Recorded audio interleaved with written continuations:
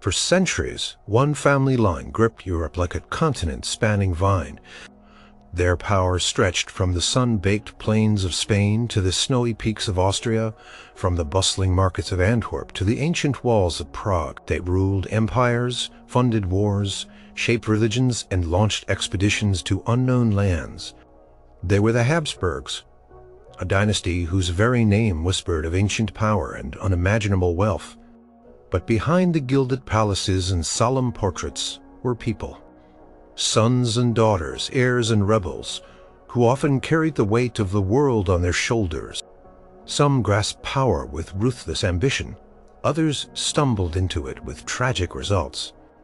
A few dared to dream of a different future, only to find their efforts met with resistance or ruin. Their personal dramas became the stuff of international crises. Their choices, large and small, echoed through history for generations. They were the children of Europe's most powerful house, and their stories are stranger and more able than any fiction.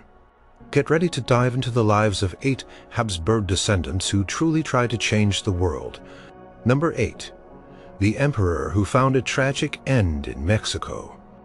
Maximilian Ferdinand, Joseph Maria, of Habsburg-Lorraine, was born in July 1832, a prince of the powerful Austrian Empire.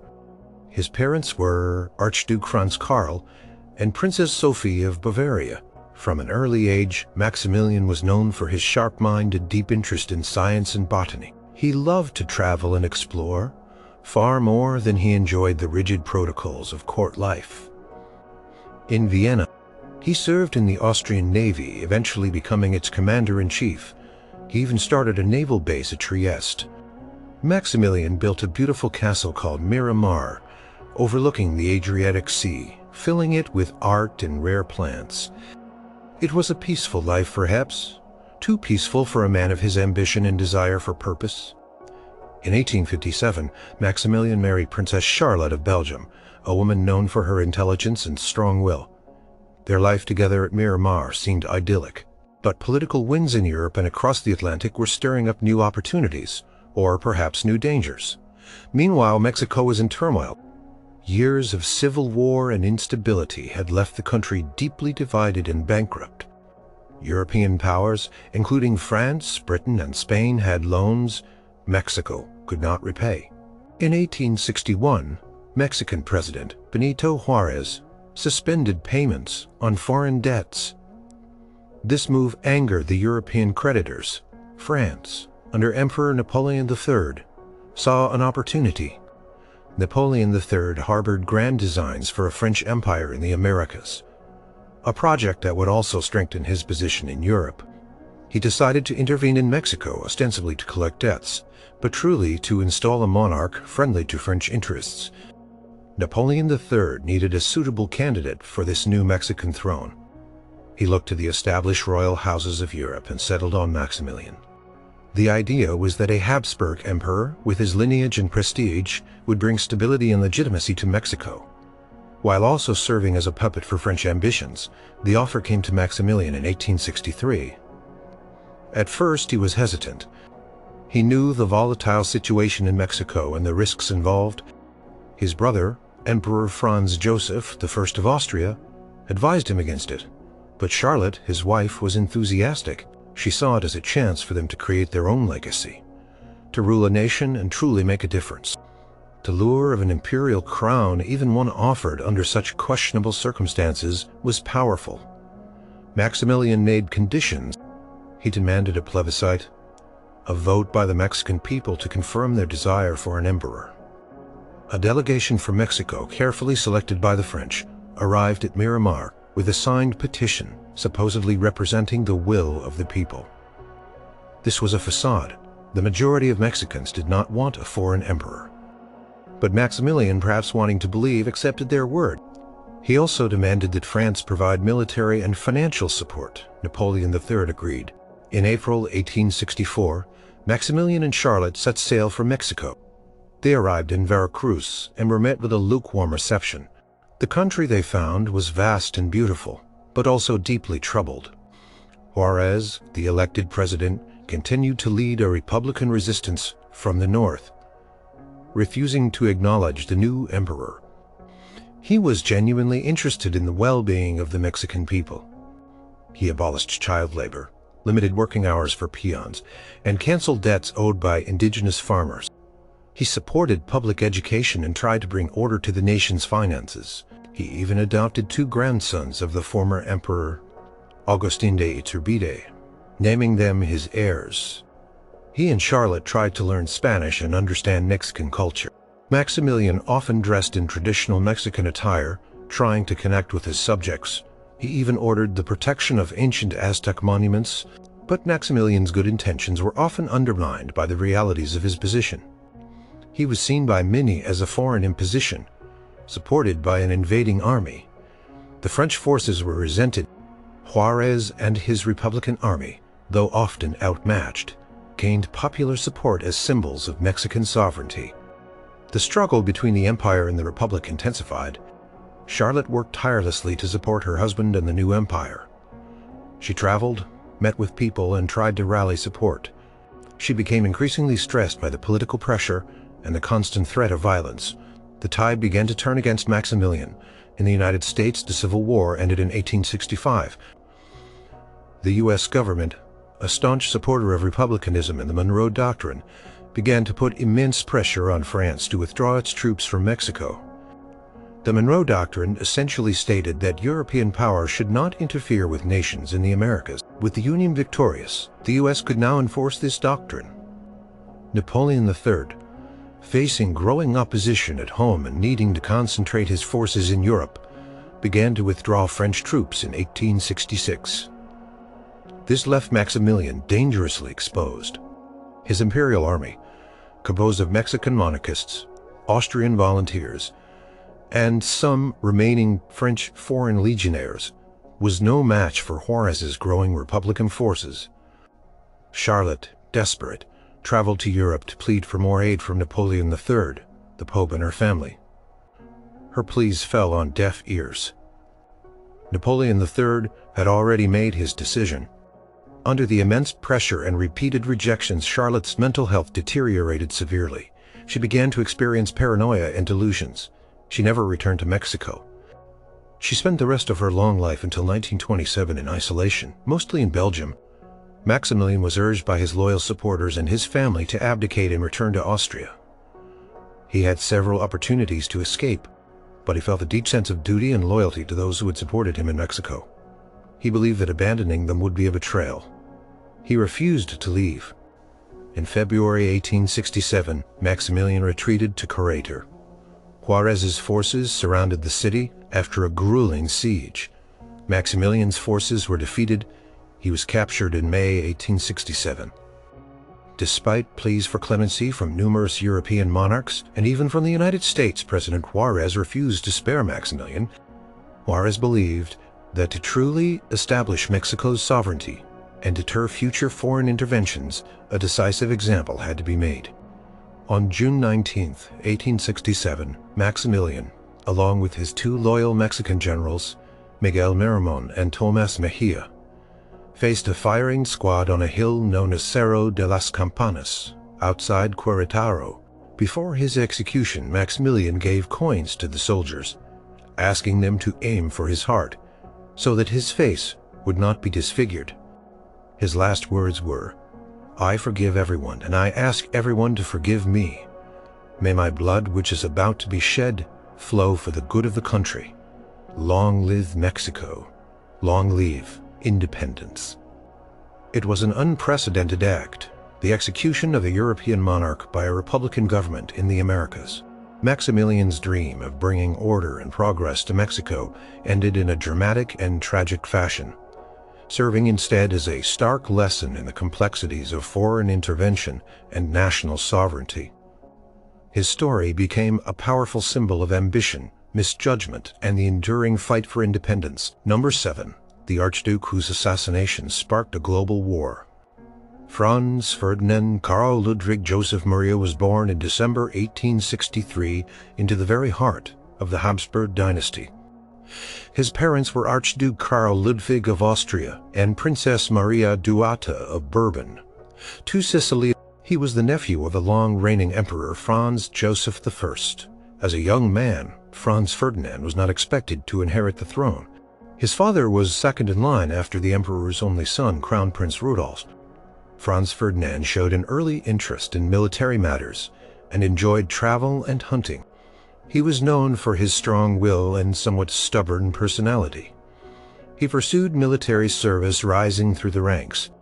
In his youth, he suffered from tuberculosis, a serious illness at the time, and underwent a long period of recovery, including extensive travel for his health. Then a series of tragedies unfolded that drastically changed Franz Ferdinand's destiny. In 1889, Crown Prince Rudolf, the emperor's only son and heir, died by suicide at Mayerling. This shocking event propelled Franz Ferdinand's father, Karl Ludwig, into the position of heir presumptive. However, Karl Ludwig died in 1896, making Franz Ferdinand the new heir to the Austro-Hungarian throne. This unexpected turn of events placed a tremendous burden on his shoulders, one for which he had not been fully prepared as heir. Franz Ferdinand took his duties seriously. He developed strong opinions on the future of the sprawling, multi-ethnic Austro-Hungarian Empire. He believed that the empire, often called a patchwork quilt of nationalities, needed significant reforms to survive. He championed a concept known as trialism, which proposed to elevate the Slavic peoples within the empire to a status equal to that of the Germans and Hungarians. Currently, the empire was largely run by a dual system of Austria and Hungary. Franz Ferdinand believed that giving the Slavs more autonomy and representation would strengthen the empire and prevent its disintegration. This idea, however, was fiercely opposed by many Hungarian politicians, who feared losing their privileged position. His personal life also took a momentous turn. In 1899, Franz Ferdinand fell deeply in love with Countess Sophie Chotek, a lady-in-waiting to Archduchess Isabella. Sophie came from an old Bohemian noble family, but she was not considered high enough in rank to marry an archduke of the imperial house. Emperor Franz Joseph absolutely forbade the marriage, fearing it would dilute the royal bloodline and set a dangerous precedent. Franz Ferdinand was determined. He declared he would either marry Sophie or never marry at all. The dispute lasted for years, causing a deep rift between the Archduke and his uncle, the Emperor. Eventually, after intense pressure and perhaps recognizing Franz, the Emperor reluctantly gave his permission. However, it came with harsh conditions. Sophie would not be an empress. Their children would be excluded from the line of succession. Sophie was given the title Duchess of Hohenberg, and their marriage was declared a morganatic union, meaning it did not grant her or their children the full rights and privileges of imperial status. This constant struggle and the indignity of their position deeply affected both Franz Ferdinand and Sophie, fostering in him a bitterness towards the traditional court. Despite the restrictions, their marriage was a happy one. They had 3 children, Sophie, Maximilian, and Ernst. Franz Ferdinand was devoted to his family, often retreating to his country estate, Konopiste, to spend time with them, far from the stifling atmosphere of the imperial court. As heir, Franz Ferdinand exerted increasing influence over military affairs. He held the rank of Inspector General of the Armed Forces and often reviewed troops. He was a keen observer of Gittle's shifts and a strong proponent of a modern, powerful military. The year was 1914. Europe was a powder keg. A complex web of alliances had been formed over decades. Germany and Austria-Hungary on one side, France, Russia, and Britain on the other. Tensions ran high, particularly in the Balkans, a region often called the tinderbox of Europe. Serbia, an independent Slavic nation, had ambitions to unite all South Slavs, including those living within Austria-Hungary. This goal directly clashed with Franz Ferdinand's desire to keep the empire intact. Nationalist groups, some violent, operated within the region. In June 1914, Franz Ferdinand was invited to observe military maneuvers in Bosnia-Herzegovina, a territory annexed by Austria-Hungary in 1908, a move that infuriated Serbia. The visit was scheduled for June 28th, the anniversary of the Battle of Kosovo, a highly significant day for Serbian nationalists. Both Franz Ferdinand and Sophie traveled to Sarajevo, the capital of Bosnia. It was a rare public appearance for Sophie alongside her husband on an official tour, a small victory over the court protocols.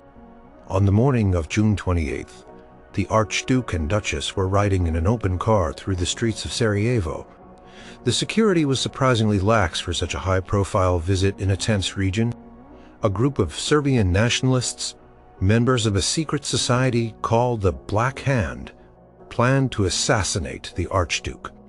The first assassination attempt occurred when a bomb was thrown at the Archduke's car. It missed bouncing off the folded-down roof and exploding under the car behind them, injuring several bystanders and officers. Despite the shock, the procession continued to the town hall for a planned reception. After the reception, Franz Ferdinand decided to visit the injured officers in the hospital. This required a change of route. However, the driver of the Archduke's car was not informed of the change. He took the original route, turning into Franz Joseph Street. When informed of his error, he stopped the car to turn around. At that precise moment, Gavrilo Princip, one of the assassins who had become despondent after the first attempt, failed, happened to be standing by a deli on the very corner where the car stopped. Seeing his unexpected opportunity, from a distance of a few feet he fired 2 shots from his pistol. The first shot struck Sophie in the abdomen, severing an artery. The second shot hit Franz Ferdinand in the neck, piercing his jugular vein. Both slumped in their seats. Sophie died almost immediately. Franz Ferdinand, bleeding profusely, said to her, "Sufferal, sufferal, don't die, stay alive for our children." He then collapsed and died moments later. The assassination of Archduke Franz Ferdinand and his wife Sophie sent a tremor through the capitals of Europe. Austria-Hungary, blaming Serbia for the assassination and seeing it as a direct attack on its sovereignty, issued a harsh ultimatum to Serbia. The demands were extensive and included allowing Austrian officials to investigate the assassination within Serbia. Serbia accepted most, but not all, of the demands. Austria-Hungary, backed by Germany, declared war on Serbia on July 28, 1914, exactly 1 month after the assassination. This declaration activated the intricate system of alliances across Europe. Russia mobilized its troops to support Serbia. Germany, seeing Russian mobilization as a threat, declared war on Russia and then on France. Russia's ally, Britain, then declared war on Germany. Within weeks, the major powers of Europe were engaged in a conflict that quickly engulfed the entire globe, becoming known as the Great War or World War I. The bullets fired by Gavrilo Princip had not just killed an archduke and his wife. They had ignited a catastrophe that redrew maps, toppled empires, and claimed millions of lives, forever altering the course of the 20th century. Number 6. The last knight who mastered the art of imperial marriage. Maximilian, the firstborn in March 1459, was the son of Frederick III, the Holy Roman Emperor, and Eleanor of Portugal. From a young age, Maximilian was a vibrant and energetic prince. He had a deep love for chivalry, tournaments, and military exercises, earning him the nickname the Last Knight. He was also highly intelligent, with a keen interest in science, art, and literature, and possessed a remarkable ability to learn languages. His father, Frederick III, was a cautious and often slow-moving emperor, which made Maximilian eager to assert himself and expand the family's influence. The Habsburgs, while an ancient and respected family, had not yet reached the pinnacle of their power. In the mid-15th century, their power base was primarily in Austria. Maximilian understood the traditional warfare was expensive and unpredictable. He saw another path to empire: marriage. His famous motto, "Let others wage war, you happy Austria, marry, perfectly. Captured his strategy. His first strategic marriage came in 1477 when he was just 18. He married Mary, Duchess of Burgundy, the sole heir to the wealthy and strategically important Duchy of Burgundy. This territory included parts of modern-day France, Belgium, and the Netherlands. Burgundy was one of the richest regions in Europe. This marriage was a masterstroke. It brought immense new lands, wealth, and prestige to the Habsburgs. However, it also put them in direct conflict with France, which coveted the Burgundian territories. The marriage was a love match as well as a political triumph. Maximilian and Mary were devoted to each other.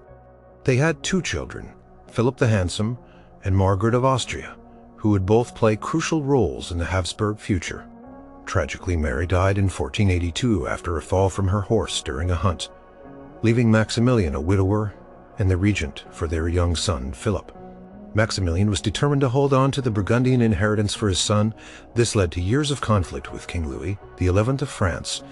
Maximilian proved himself a capable military commander, but his real genius lay in diplomacy and alliances. In 1486, Maximilian was elected King of the Romans, essentially the designated successor to his father as Holy Roman Emperor. When Frederick III died in 1493, Maximilian officially became Holy Roman Emperor.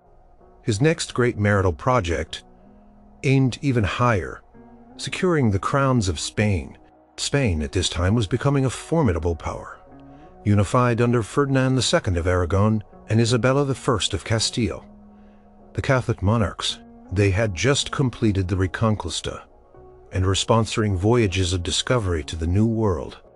Maximilian arranged for his son Philip the Handsome to marry Joanna of Castile, daughter of Ferdinand and Isabella. This marriage took place in 1496. It was a union that, by a series of unexpected deaths in the Spanish royal family, would eventually bring the vast Spanish inheritance, including Castile, Aragon, Naples, Sicily, and the growing empires in the Americas, into Habsburg hands. To further solidify alliances and surround France, Maximilian also arranged for his daughter, Margaret of Austria, to marry John, Prince of Asturias, the only son of Ferdinand and Isabella. This marriage, intended to unite the 2 royal houses, even more deeply, unfortunately, did not produce an heir. As John died shortly after, Margaret, a strong and intelligent woman, later became regent of the Netherlands, skillfully governing the Habsburg territories there for her nephew, Charles V. Maximilian also tried to secure the Hungarian and Bohemian crowns through marriage. He arranged for his grandson Ferdinand to marry Anna Jagiellonica, the daughter of Władysław II, King of Hungary and Bohemia. In turn, Władysław's son, Louis II, was betrothed to Maximilian's granddaughter, Mary. These double marriages, formalized in 1515, were a clear demonstration of Maximilian's long-term vision. They ensured that if the Jagiellonian line failed to produce an heir, the crowns of Hungary and Bohemia would pass to the Habsburgs. This indeed happened in 1526, after Louis II died at the Battle of Mohacs, bringing these vital Central European kingdoms into the Habsburg fold. Beyond his marriage policies, Maximilian was also a significant patron of the arts and sciences. He commissioned elaborate books, magnificent armor, and grand architectural projects. He embraced the printing press to spread his image and his political messages. He funded explorers and encouraged scientific inquiry. He reformed the administration of the Holy Roman Empire, though he faced considerable challenges in uniting the many independent states within it.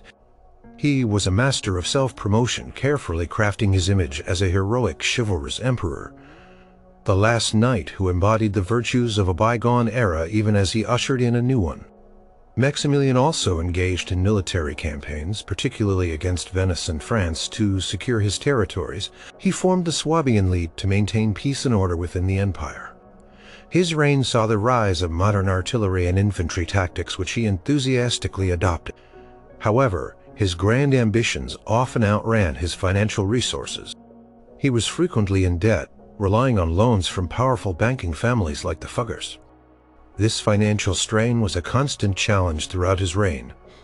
Maximilian died in January 1519, His legacy was immense. Through a combination of shrewd marriage alliances, a love for chivalric display, and a modern understanding of politics and communication, he transformed the Habsburgs from a regional power into the dominant dynasty in Europe.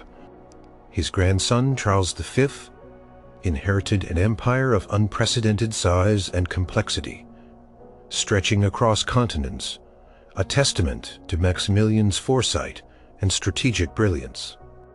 He truly laid the groundwork for centuries of Habsburg rule and shaped the Gilded map of Europe in a way few monarchs ever did. Number 5. The Queen, who became a symbol of revolution. Maria Antonia Josepha Johanna was born in November 1755, the youngest daughter of Empress Maria Theresa of Austria and Emperor Francis I. She was one of the many children in the Habsburg imperial family, raised in the opulent Schönbrunn Palace in Vienna. As a child, she was vivacious and charming, but also somewhat undisciplined in her studies. Her mother, the formidable Empress, used her children as pawns in a vast diplomatic game, forging alliances through strategic marriage.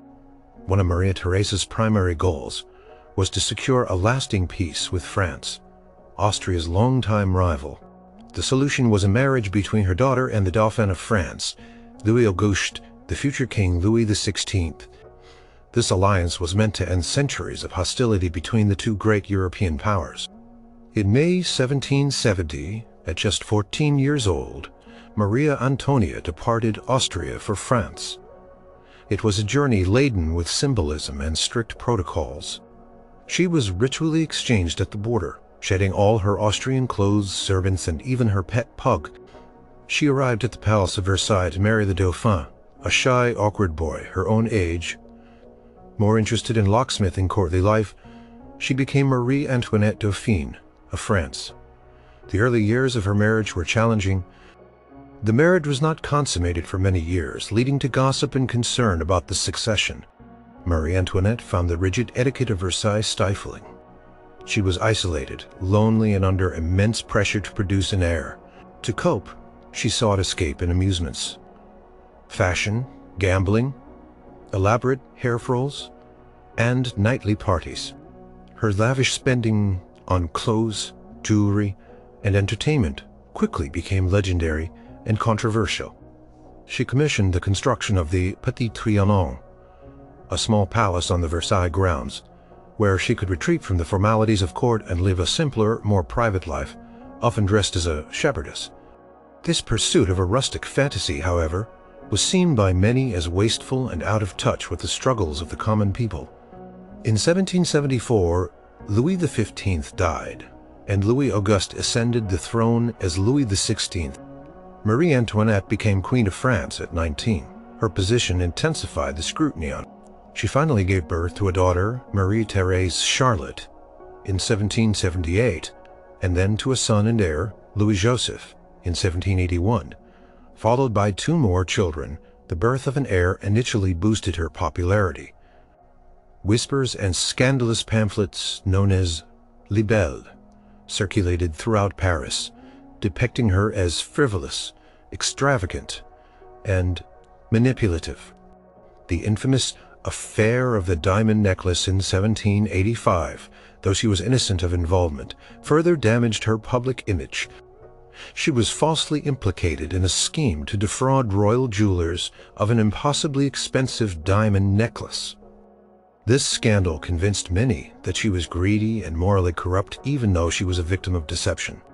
She became known as Madame Deficit, blamed for France's growing financial crisis, despite the fact that the nation's debt was largely due to costly wars, especially the support of the American Revolution and an outdated tax system. As the 1780s progressed, France faced severe economic hardship. Poor harvests led to rising bread prices, and the common people faced starvation. The royal court, particularly Marie Antoinette, became a symbol of aristocratic excess and indifference. Her perceived extravagance, whether true or exaggerated, fueled public anger. The saying, "Let them eat cake," falsely attributed to her, became a powerful symbol of the monarchy's disconnection from the suffering of its people. There is no historical evidence she ever uttered those words, but the fact that the story gained such traction speaks volumes about how she was viewed. In 1789, the Estates General was convened for the first time in over 170 years, a desperate attempt to address the financial crisis. This event quickly escalated into the French Revolution. The storming of the Bastille in July 1789 signaled the breakdown of royal authority. In October, a large crowd of angry Parisian women demanding bread marched to Versailles.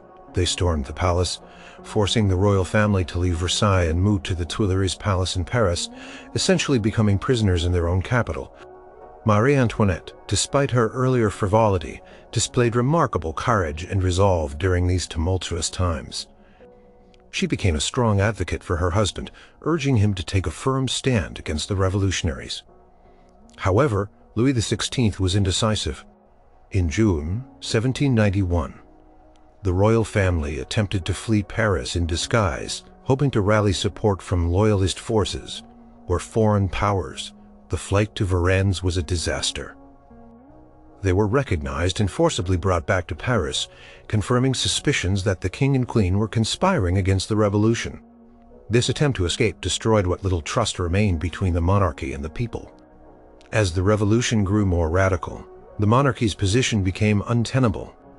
In August 1792, an angry mob attacked the Tuileries Palace, leading to the overthrow of the monarchy. The royal family was imprisoned in the Temple Tower. In January 1793, Louis XVI was tried for treason, found guilty, and guillotined. Marie Antoinette was left alone with her children in the prison. She endured the further humiliation of being separated from her son, the young Louis XVII, who was declared king by royalists but died in prison 2 years later. Her daughter, Marie-Thérèse, was the only one to survive the revolution. In October 1793, Marie Antoinette was brought before the Revolutionary Tribunal. The charges against her were numerous and often absurd, ranging from treason and conspiracy against the state to incest with her young son, a particularly cruel and baseless accusation. She faced her accusers with dignity and defiance, despite her physical decline and the immense psychological torment she had endured. Her trial was a political spectacle designed to condemn her. On October 16, 1793, Marie Antoinette, the former Queen of France, was found guilty. She was taken through the streets of Paris in a cart, her hands bound, her hair shorn, to the Place de la Révolution. She ascended the scaffold with composure. Her last words, reportedly, were, "Pardon me, sir, I did not do it on purpose," said to the executioner whose foot she had accidentally stepped on. Her head was held up to the roaring crowd.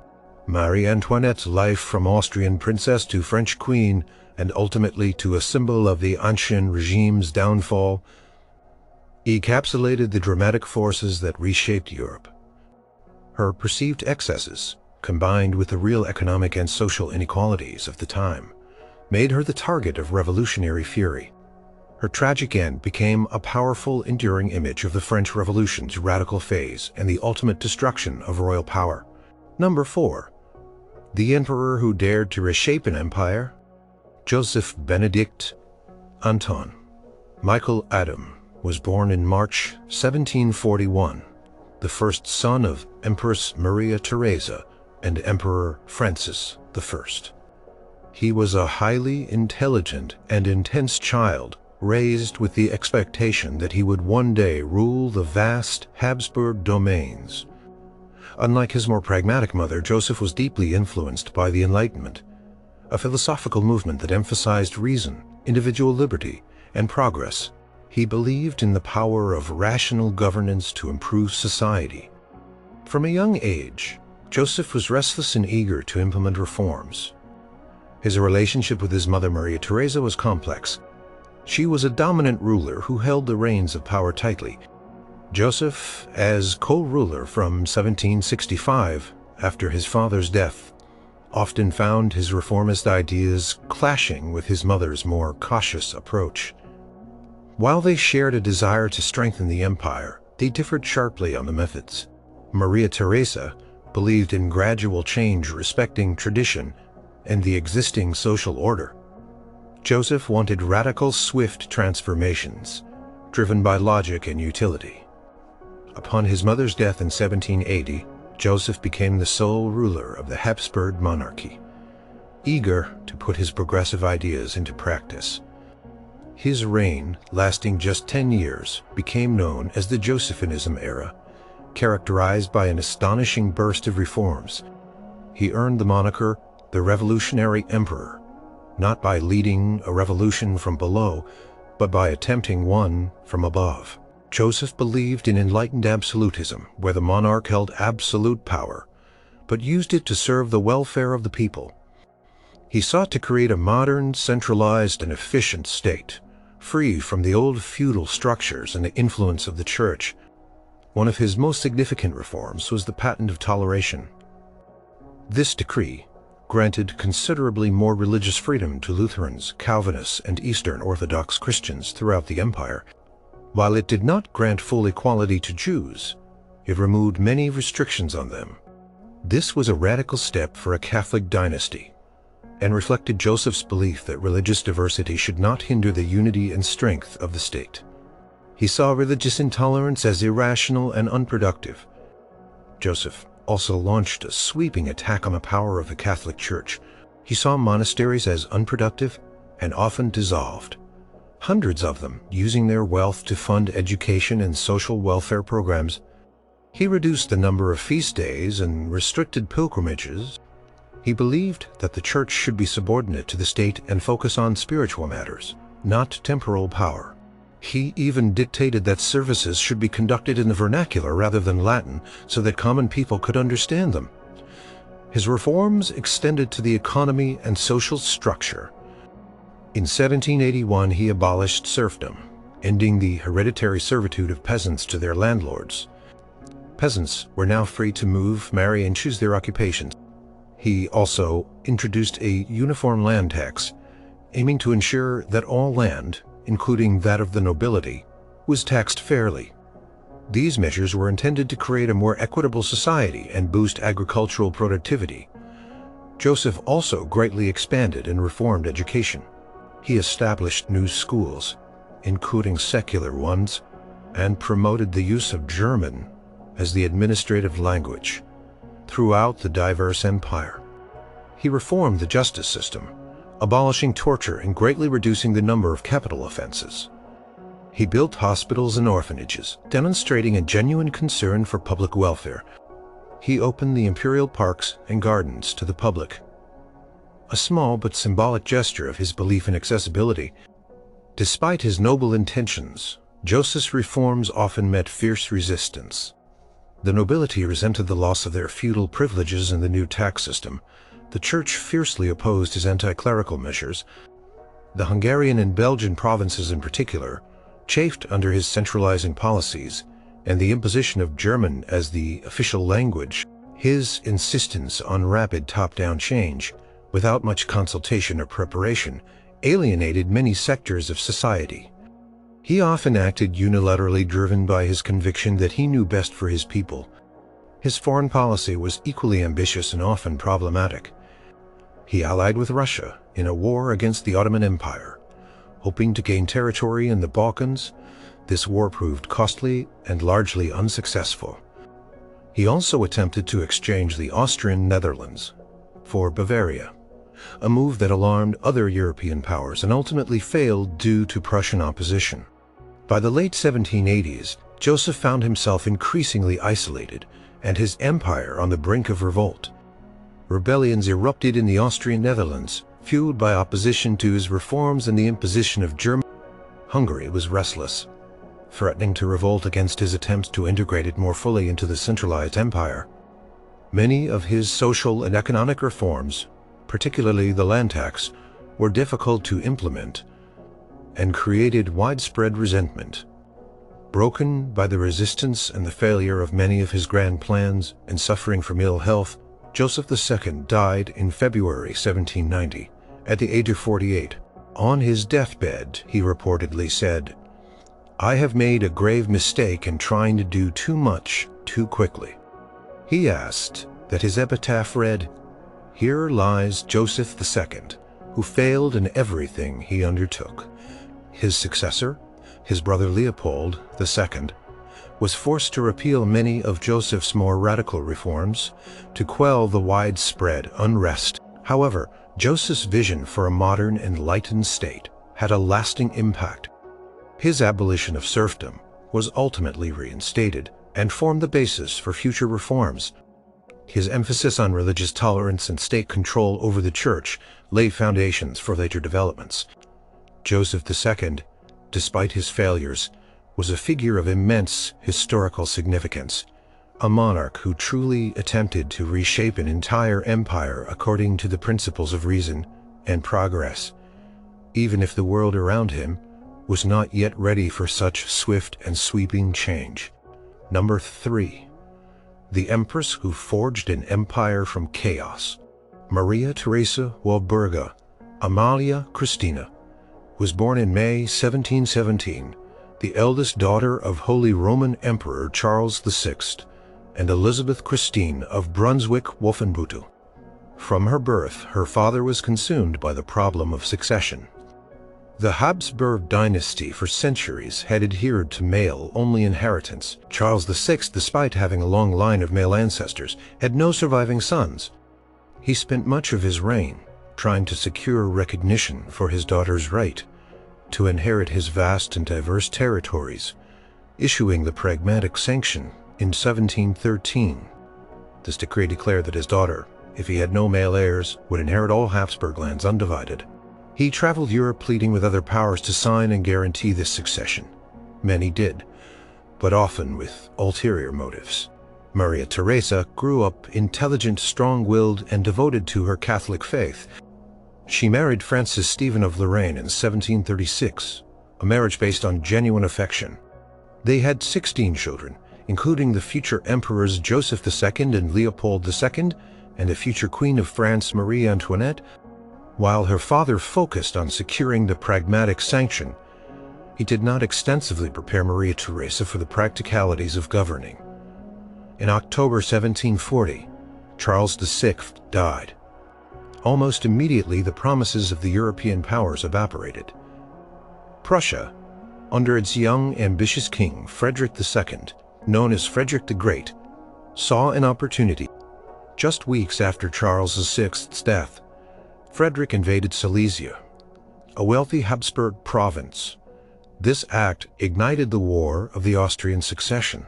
Bavaria, France, and Spain also moved to claim Habsburg territories. Maria Theresa, a 23-year-old woman pregnant with her fourth child, found herself fighting for the very survival of her dynasty. She rallied her advisors and appealed to her Hungarian nobles for support, famously appearing before them with her infant son Joseph in her arms. The Hungarians, seeing her courage and vulnerability, pledged their lives and blood. This moment became legendary and galvanized support. The war lasted for 8 long years. Maria Theresa proved to be a formidable leader. She rebuilt her army, organized her administration, and skillfully navigated complex diplomatic alliances.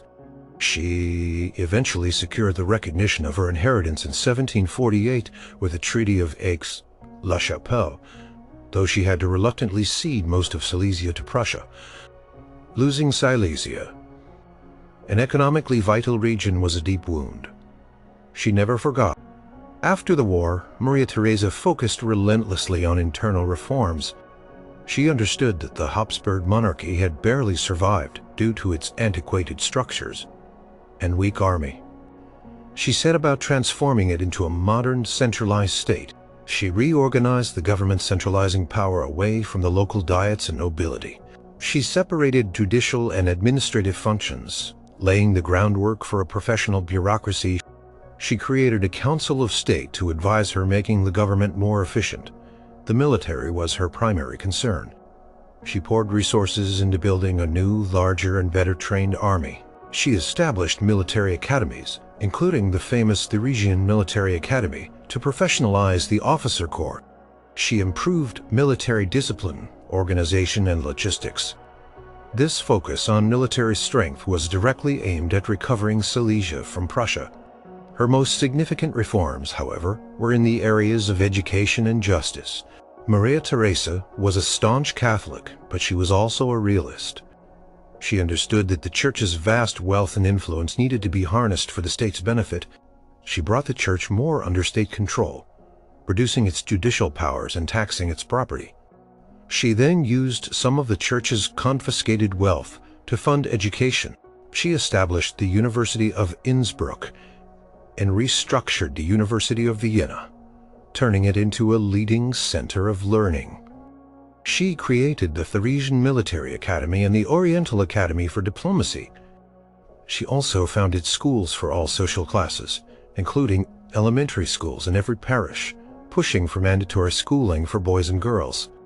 She was a pioneer in promoting public education, recognizing that an educated populace would benefit the state. Maria Theresa reformed the legal system. She abolished judicial torture in 1776, a progressive step for her time. She introduced a new criminal code. She even attempted to improve the conditions of serfs, although her efforts were less radical than those of her son Joseph II, whom she often restrained. She believed in gradual change, not revolution. Her economic policies focused on mercantilism, promoting domestic manufacturing and trade. She built roads and canals to facilitate commerce. She also initiated a comprehensive census and a survey of land known as the Theresian Cadastre to create a more equitable and efficient tax system.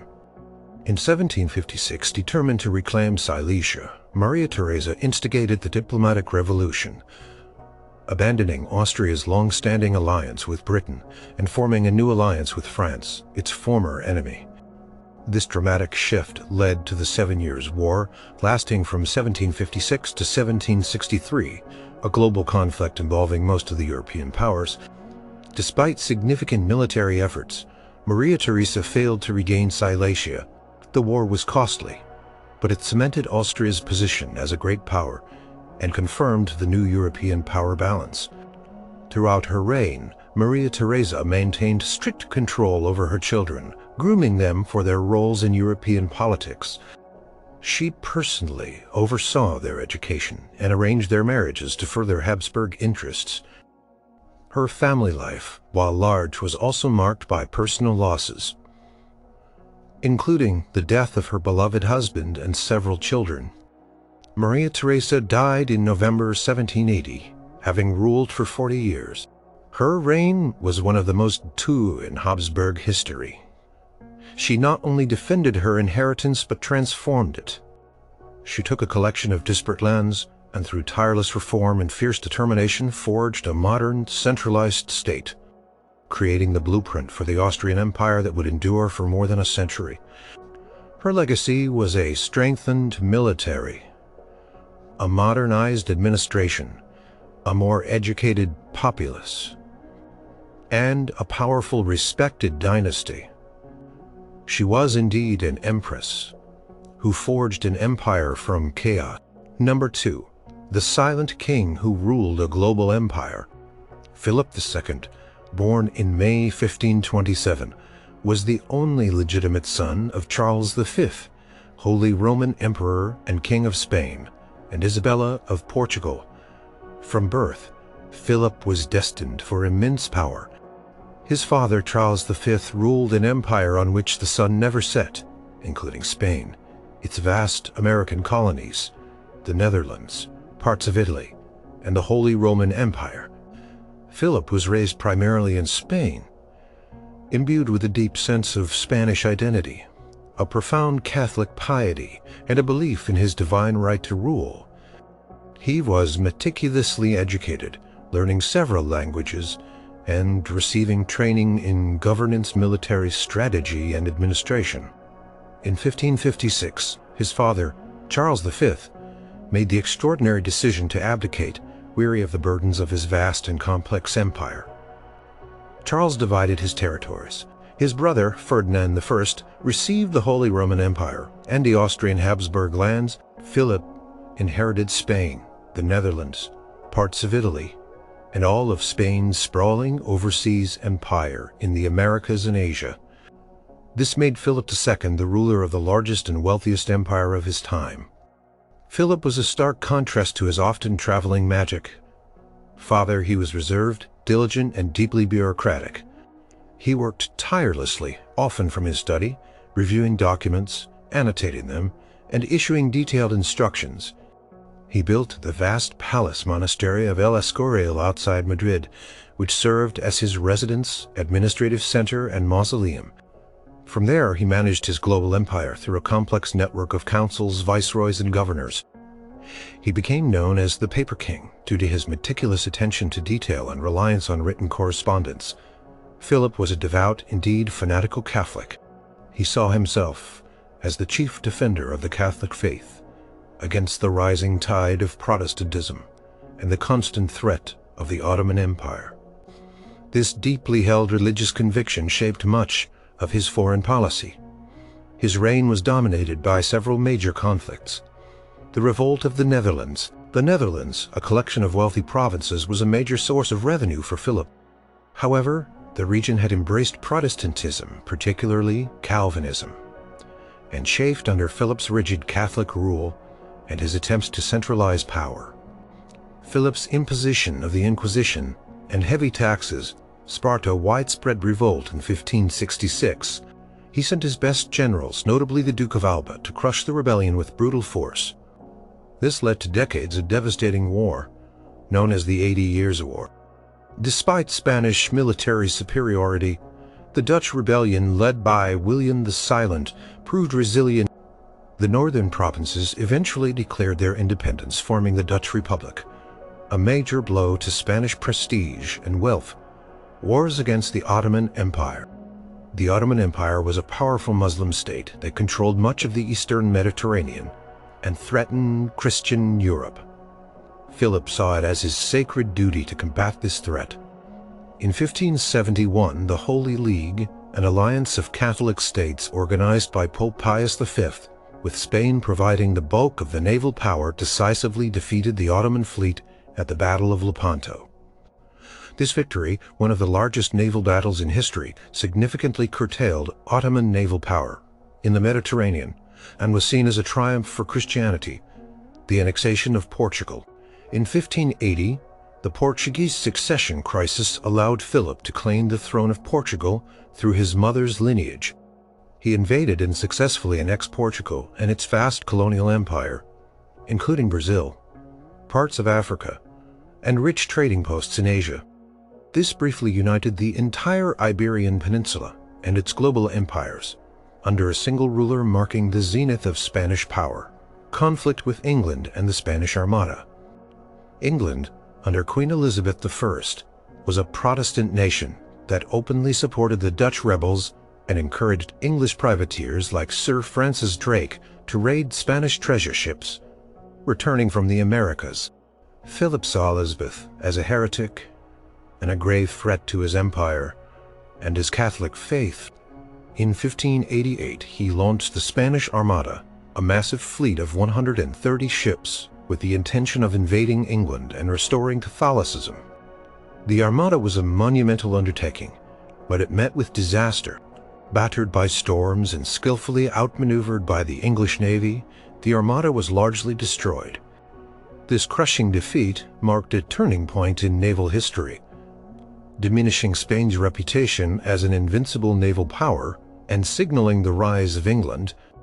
Despite the military setbacks in the Netherlands and against England, Philip's reign saw a vast expansion of the Spanish Empire in the Americas and Asia. Silver mines in Peru and Mexico poured immense wealth into Spain, though much of it was spent financing his endless wars. He also fostered the golden age of Spanish culture, patronizing artists like El Greco and commissioning grand architectural projects. Philip's personal life was also complicated. He married 4 times. His second was Mary, the First of England, an attempt to bring England back into the Catholic fold and unite the two great powers. His third was Elizabeth of Valois, a French princess, and his fourth was his niece, Anna of Austria, who finally bore him a surviving male heir. The future Philip III. Philip II died in September 1598 after a long and painful illness. Enduring his suffering with stoic Catholic piety, he left behind an empire that was the largest in the world. Though also burdened by immense debt and prolonged wars, he had tirelessly dedicated his life to maintaining Catholic orthodoxy and Spanish supremacy. His unwavering commitment to his faith and his empire, combined with his meticulous, often isolated style of governance, cemented his image as the powerful, enigmatic, silent king who presided over a global empire during a chaotic era of religious upheaval and colonial expansion. He truly tried to shape the world according to his own unshakable beliefs. Number 1. The emperor who faced a world divided.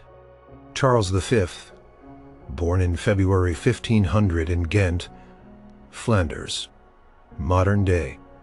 Belgium was arguably the most powerful ruler in European history since the Roman emperors. He was born into a dynasty already expanding through strategic marriages.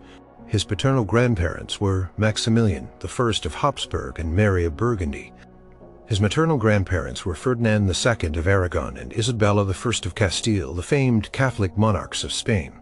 This extraordinary lineage meant that Charles, by accident of birth and a series of unexpected deaths, inherited an empire of unprecedented size and complexity.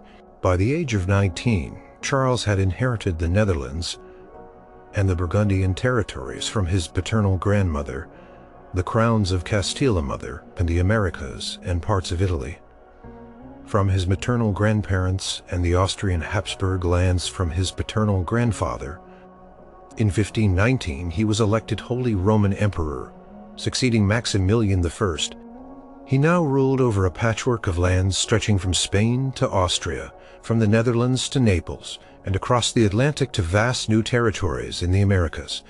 It was truly an empire on which the sun never set. Charles was a devout Catholic, and he saw it as his divine mission to defend and uphold the Catholic Church and maintain Christian unity. However, his reign coincided with one of the most turbulent periods in European history, the Protestant Reformation. In 1517, Martin Luther published his 95 Theses in Germany, challenging the authority of the Pope and many church practices. This sparked a religious revolution that rapidly spread across the Holy Roman Empire, tearing apart the religious landscape of Europe and directly challenging Charles's vision of a unified Christian empire. Charles convened a Diet of Worms in 1521, summoning Luther and urging him to recant his views. Luther famously refused, stating, "Here I stand. I can do no other." Charles declared Luther an outlaw, but the Reformation continued to gain momentum, supported by many German princes who saw an opportunity to gain autonomy from the emperor and the pope. Charles spent decades trying to suppress Protestantism, fighting wars against the Schmalkaldic League, an alliance of Protestant princes and cities. He even managed to defeat them militarily at the Battle of Muhlberg in 1547. Yet he could not extinguish the religious fire. Beyond the religious turmoil, Charles faced other major external threats. Wars with France. Francis I of France, Charles's rival, felt encircled by Habsburg territories and repeatedly challenged Charles for supremacy in Italy. These Italian wars dragged on for decades, draining Charles's resources and attention.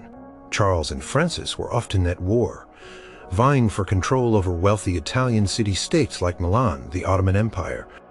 The powerful Ottoman Empire, under Sultan Suleiman the Magnificent, was expanding rapidly into Eastern Europe and the Mediterranean. The Ottomans besieged Vienna in 1529 and constantly threatened Habsburg lands in Hungary and Austria. Charles led efforts to defend his borders and engaged in naval campaigns against the Ottomans in the Mediterranean. This was a constant existential threat that diverted significant military resources. Internal challenges. Governing such a vast and diverse empire was an immense challenge. Each territory had its own laws, customs, and languages. Maintaining control required constant travel, negotiation, and military action. The influx of silver from the New World while making Spain wealthy, also contributed to inflation and made it harder to manage the economy. Charles spent much of his reign traveling across his vast domains, constantly on the move to address crises, lead armies, and meet with his subjects. He was a polyglot, fluent in several languages, and adapted his demeanor to the various courts he visited. Despite his immense power, he often found himself frustrated by the sheer scale of the problems he faced and the limitations of his authority over the independent-minded German princes. In his personal life, Charles married Isabella of Portugal in 1526, a marriage that was both politically advantageous and quasi the future Philip II. Isabella died in 1539, a loss that deeply affecting 39. Coles, native, 1550s. Charles was exhausted. He had battled external enemies, religious divisions, and the sheer administrative burden of his global empire. For over 30 years, he suffered from gout, which severely debilitated him. He realized that his dream of a unified Christian empire was unattainable. In a series of dramatic ceremonies in 1555 to 1556, Charles V made the unprecedented decision to abdicate his various crowns. He relinquished the Holy Roman Empire to his brother Ferdinand and the crowns of Spain, the Netherlands, and the vast overseas empire to his son Philip II. He then retired to the monastery of Yuste in Spain, where he spent his final years in quiet contemplation and religious devotion. He died in September 1558. Charles V's reign was a pivotal moment in world history. He presided over the age of exploration and the expansion of European power across the globe. He grappled with the profound religious schism that forever reshaped the European continent. His struggle to maintain unity and his eventual recognition of the impossibility of it laid the groundwork for the modern nation-state system. He embodied the last great attempt to revive a universal empire in Europe, and his life reflected the immense forces that divided and transformed the world in the early modern era. He tried to hold the world together, but instead he faced a world that was already coming apart and being reborn.